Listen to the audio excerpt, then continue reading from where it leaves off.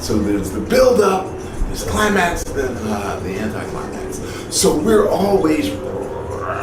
So this is why we do Qigong, to make ourselves adaptable to variability of the environment, whether it's rain or snow or sleet or hail or windstorm or tornado or hurricane or earthquake or rock slide or mudslide or forest fires. We just have to keep it, just got to keep it moving. One foot in front of the other, and we have to keep breathing. Now, we all have that friend that has emotional diarrhea. And they, and this happened, and that happened, this and oh my God, you won't believe that. And you're like, I gotta go now. So you have to cut those people out of your life, the people that have emotional diarrhea, because they're gonna vomit all over you. And then there's the person that you care about, that you're in love with, and they've got emotional constipation. And they will never tell you what's going on with them. I'm fine, nothing wrong, I'm fine. You know somebody like that? Yeah. So that person just, and then one day you turn them over and there's this big gaping wound and blood is pouring out. You're like, why didn't you tell me? Because we're humans. Okay. So, as aspirants on the path to spiritual elevation, we have to forgive ourselves for getting connected to people who don't love themselves, for people who don't act in their own self-interest. And we've got to work on ourselves. And we have to forgive, and we have to forget. Now, I'm human. I forgive, but I don't forget. It doesn't work that way. You want to stay human? Stay human. But if you want to be on that path to spiritual elevation, you got to forget. You just gotta let it go. And so Qigong is the way that we do that, okay? It's the release. Now, how do we get back to spiritual reconnection? And that's where the dance comes into play. When we dance on a regular basis, 3 hours a week. And my suggestion is to do 1 day, 3 hours. That's my suggestion. So if you created that possibility, for argument's sake, let's say on a Saturday night, and you built a big bonfire, and then you danced around the fire, okay? If you did that once a week, then you could reconnect to spirit, okay? So, that's just my suggestion. You do it anyway.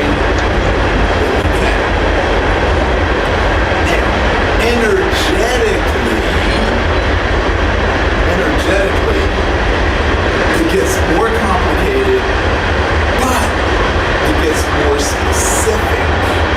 So, if you're cold, you've got to be warm. If you're hot, you got to cool off.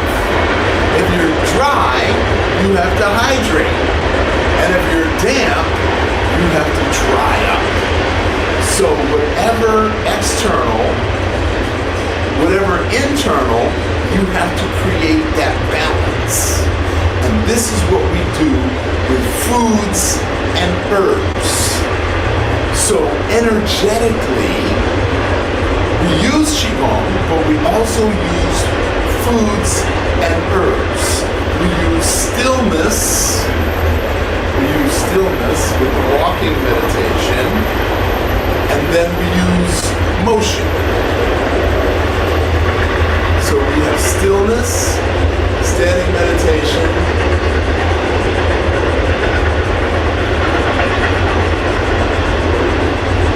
and then we have motion, stillness and motion. Hot, cold, damp, dry, excess, deficient, yin, yang. Now, you can take cold baths, you can take hot baths, you can take steam, you can take sauna, you can take jacuzzi. There's so many different ways you can use water, hydrotherapy. Then there's light therapy. And then there's sun gazing at sunrise and sundown. There's so many different ways energetically you can use to create balance. Okay? But if you don't meditate, you're not going to know which one of these energetic therapies is appropriate for your situation. And that's what we want to do. We want to learn how to meditate. So, what are the 4 parts of meditation? Visualization, breathing, posture, and what's the 4th one? Intention. So your meditation must have an intention. It must have a posture, a breath, and a visualization. And visualization is hard to do for a lot of people because visualization is the key to activating your 3rd eye, which is not the pituitary, but actually the pineal. Okay? So there's a lot going on energetically. And Qigong is the way that we create this balance. Okay? I just wanted to give a shout out to our friends on YouTube. If you're interested in joining the Blue Dragon tribe, text Blue Dragon, that's one word, to 66866. And if you'd like to register for the class, go to loveqigong.com.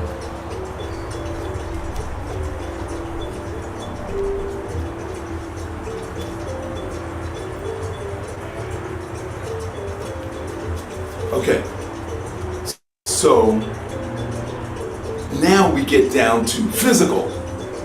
How do we do the physical? Well, that's where the body drumming comes into play. Now we're into the physical.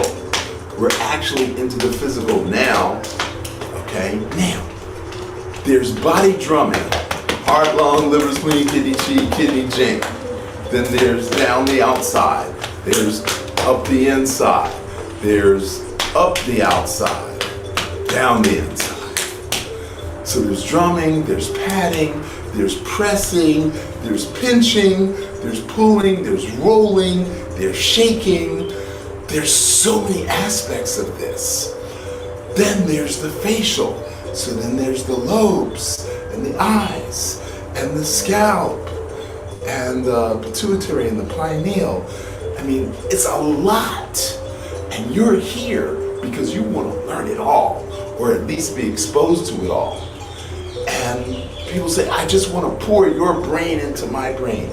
I'm like, yeah, I'd love to pour my brain into your brain also.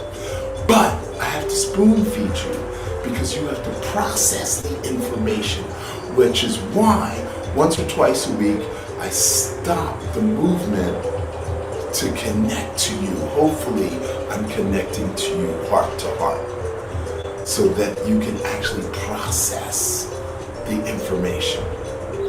So, rule of thumb, for every hour you spend with me, you need to spend 2 hours practicing with yourself. That's why there's a morning routine and a nighttime routine. And when you do this, 90 seconds. 90 seconds. 3 times a day. You should do that 3 times a day, 90 seconds, no matter what. Plus, if you get flustered at work, if you get confused, whatever's going on, you should do this for 90 seconds. That is an automatic energy reset. Another thing you can do is to pluck. Now, you've heard me say pluck yourself 100 times. Go pluck yourself, okay? So the sternocleidomastoid muscle hides the carotid artery, which supplies 3/5 of the blood to the brain. The other 2/5 comes from arteries in the back of the neck.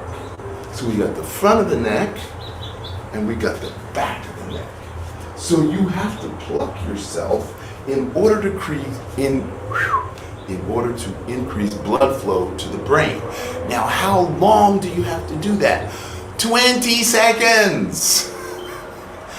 So if you do that 16 times, that's 20 seconds. So you do 20 seconds, and then an hour later, you do 20 seconds. And it's kind of long, so start at the top, go down. Okay?